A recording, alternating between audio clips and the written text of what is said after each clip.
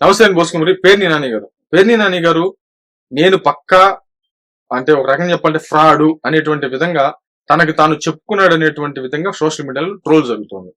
ఆయన మీద ఇప్పుడు కేసు పెట్టారు. ఆ కేసుకి సంబంధించి ఆయన అరెస్ట్ చేయడానికి పోలీసులు తిరుగుతున్నారు, బృందాల వైజ్గా ఎదుగుతున్నారు, రకరకాలైనటువంటి వార్తలు. దేనికంటే ఏంద్ర పొద్దుగులు రప్పని ఏంద్ర చీకట్లో కనుగుడిది అయిపోవాలి, వేసేసేయాలి, ఉదయాన్నే వచ్చి ఎవరు వేసేసారని చెప్పేసి పలకరించాలని చెప్పేసి ఆయన మాట్లాడాడు. వీడియోలు బయటకు వచ్చింది. ఆ తర్వాత ఏందయ్యా ఈ పరిస్థితి అంటే తూచినప్పుడు నేను అసలు మాట్లాడలేదు. అసలు నేను ఎందుకు మాట్లాడానంట, నేను ఎట్ట కాదు అట్ట అని చెప్పేసి వక్రీకరించే ప్రయత్నం చేశాను. అంటే ఏంది, నైట్ చంపేసి పొద్దున్నే వచ్చి పలకరించేటువంటి విధంగా ఎలా ఉంటుందో మైక్ తీసుకుని డైరెక్ట్ గా మనుషులు జనం ముందే మాట్లాడి చర్చని అట్ట మాట్లాడలేదు అనేటువంటి విధంగా తప్పించుకునే ప్రయత్నం ఉంటుంది చూసారా.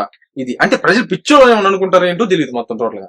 ఒక రకంగా నాకు చెప్పాలి, నాకు తెలిసి అంబటి రాంబాబు గారు ఒకరు, పేర్ని నాని గారు, రోజా గారు, వీళ్ళు ఇంకా రాజకీయాలకు సంబంధించి ఏదన్నా సైలెంట్ అయిపోవడం బెటర్. ఎందుకంటే కనీసం ఉన్నటువంటి ఆకుద్ది కన్నా ఉంటది. రాజకీయాల్లో ఒకవేళ వైసీపీ పార్టీ గెలిచినా వీళ్ళు గెలిచేటువంటి అవకాశం లేదు అనేటువంటి టాక్ ఇప్పటికీ భయంకరంగా స్ప్రెడ్ అయిపోయింది. ఎన్ని మాట్లాడండి అప్పటికప్పుడే మాట్లాడతారు, అప్పటికప్పుడేమో లేదని చెప్తారు, అసలు మేము మాట్లాడలేదంటారు. డైరెక్ట్ వీడియో ఉండి కూడా మేము మాట్లాడలేదంటారు. ఇప్పుడు ఏదైనా జర్నలిస్ట్ ఏదైనా క్వశ్చన్ అడిగి ఇది ఏంటండి అని చెప్పేసి నువ్వేం క్వశ్చన్ అడుగుతుంది అది అని చెప్పేసి అంబటి రాంబాబు గారు రెచ్చిపోతా ఉంటారు. ఏందో ఈ దరిద్రం అర్థం కావట్లేదు. కాకపోతే ఇప్పుడు ఈయన ఏదో పరారీలో ఉన్నట్టు ఈయన అరెస్ట్ చేయబోతున్నారు అనేటువంటి విధంగా రేపు కోర్టులో విచారణకు రాబోతుంది ఈయనకి సంబంధించినటువంటి కేసు. ఈ వెంకట స్వామి అనేటువంటి వ్యక్తి ఆయన మీద ఫిర్యాదు చేశాడు ఈ రప్పరప్పలకు సంబంధించినటువంటి దాంట్లో. ఆయన విపరీతంగా చేసేయండి, నరికేయండి, చంపేయండి అని చెప్పేసి ఆయన స్టేట్మెంట్లు ఇస్తున్నటువంటి పరిస్థితులు ఉన్నాయి. పవన్ కళ్యాణ్ గారు వైసీపీకి సంబంధించినటువంటి సోషల్ మీడియా మీ మీద దాడి చేస్తున్నప్పుడు మీరు కూడా అటాక్ చేయండి అనేటువంటి విధంగా, అంటే కౌంటర్ ఇవ్వండి అనేటువంటి విధంగా పవన్ కళ్యాణ్ గారు చెప్తేనే ఆయన మీద కేసు పెట్టారు. ఏది అధికారంలో ఉండి డిప్యూటీ సీఎం గా ఉండి అది ఆయన ప్రభుత్వం అయింది, వాళ్ళ ప్రభుత్వం అయింది, కూటమి ప్రభుత్వం అయింది. ఇప్పుడు నేను రప్ప వేసేయండి ఉదయాన్ని వీళ్ళు పలకరించండి అంటే కేసు పెట్టకుండా ఉంటారా?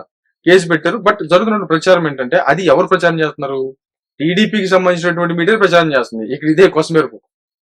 ఆయన రేపు పొద్దున ఏమంటాడు, అవును నేను పారిపోయానని చెప్పేసి అంటాడు. అండు రేపు ఆయన వచ్చి ఈ ఏబిఎన్ కి, ఈ టీవీ5కి, మిగతా ఛానల్స్ కి పని పాట లేదు, విషం కక్కుతుంటాం మా మీద పని. నేను ఎందుకు పారిపోయి, నేనేడే ఉన్నాను అంటే కళ్ళు కనపడలేదేమో వీళ్ళందరికీ అని చెప్పేసి సేమ్ డైలాగ్ మాట్లాడతాడు ఆయన ప్రెస్ మీట్ మీదకి వచ్చి.